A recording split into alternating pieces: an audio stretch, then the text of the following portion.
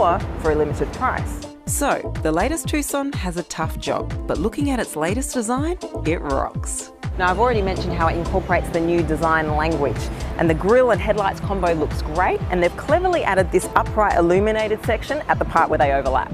The i30 sedan has a similar overlap solution, but the lower front section doesn't need a feature like this one. On an SUV, it narrows down the grille and gives it a less horizontal feel, which is good. What you will notice is that when you switch off the headlights, they kind of disappear, making it look like one big grille.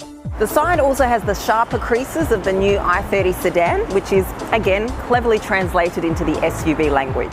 The angular solutions are also present on wheel arch cladding that gets a bit of a sharper look as well. The rear gets nice tail lights and that single stripe, once again similar to that of the i30 sedan. In terms of engines, there are a few options. Now, there are hybrid variations of the Tucson in other countries, but no word yet on whether we'll be getting those here in Australia. I can't help but think we would be more of a priority if there were more incentives for buying less polluting vehicles, like most other markets have. The engine options include a 2-litre turbo diesel all-wheel drive with 136 kilowatts of power and 400 newton metres of torque, a 2.5-litre naturally aspirated petrol engine with 141 kilowatts of power and 246 newton metres of torque, paired with an 8-speed automatic, and a 1.6-litre turbo petrol that will probably have a hybrid powertrain. The current specs give the combined power tearing of 171 kilowatts and 348 newton metres, but we don't know much about what kind of a cooperation the two systems will have. While we're not sure we'll have the hybrid, we can expect the 1.6-litre turbo in the non-hybrid setup that in other models gives 150 kilowatts of power and 265 newton metres of torque. Other engines that are confirmed for Australia include a 2-litre naturally aspirated petrol with 122 kilowatts of power and the mentioned 2-litre diesel. The gearboxes include a 6-speed automatic and 2 different dual clutch gearboxes. On the inside, I can't go into too much detail because we don't know if this particular trim is one of the ones we'll be getting in Australia, but I can say that it looks very modern and completely new, and I already love this new steering wheel, which we also saw in the i30 sedan and the Sonata. The rest of the interior is a bit more angular and definitely more spacious. The instrument cluster is one big configurable screen tucked away behind the steering wheel with next to no frame. This means there's nothing to protect it from the sun, but Hyundai told us they have some kind of a miraculous anti-glare film over both screens. We'll see how good it is when we get the Tucson for an in-depth review. The instrument cluster screen looks like it rests against this elevated section that continues over to the passenger side as well. In the middle, it hugs the central console controls and touchscreen. Although not obviously carried over, this is an idea somewhat reminiscent of the luxurious Jaguar XJ. It adds a bit of class here as well, and it's always good when you can compare your mid-level SUV to a luxury flagship sedan.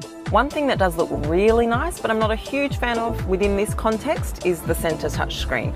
Now, the screen itself is awesome. It's very responsive and the image is great, but I just feel like with the entire cabin being more airy and elevated, I would have liked a higher position for the center touchscreen.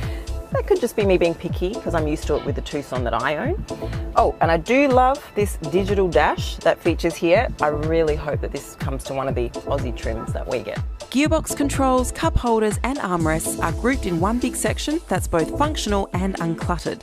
All in all, I love how organised and feature-packed and functional the interior is. Step into the rear and you'll see what uncluttered really means. Here we get the long wheelbase version, and it translates into great legroom and pushes the Tucson from the compact to mid-size SUV segment. Headroom is also great, and there are other features here in the back, such as fold-down armrests with cup holders, rear air vents and chargers. The seats, of course, recline, and they probably recline more than any I've seen. I mean, look at this. I might just take a nap. In terms of safety, the Tucson will offer the latest perks, of course, in some cases, depending on the trim level. Just some of the announced features include highway driving assist, forward collision avoidance assist with pedestrian detection, lane keeping assist, lane following assist, blind spot view monitor, blind spot collision warning, surround view monitor, reverse parking collision avoidance assist, remote smart parking assist, high beam assist, driver attention warning, blind spot collision avoidance assist with rear cross traffic collision avoidance assist, advanced smart cruise control with stop and go, and safe exit warning, to name a few. We often say that new versions of a model are a step up from the previous one, and they are. I mean, they add new tech, more safety features, improve the design and the engines. Simply put, they follow the industry to stay relevant. However, the first look of the new Tucson takes these improvements to a whole new level. It's not just an improved version of the previous Tucson, but a whole new model that's clearly aimed at pitting the Tucson against some more luxurious models. And we'll see how this is reflected in terms of price.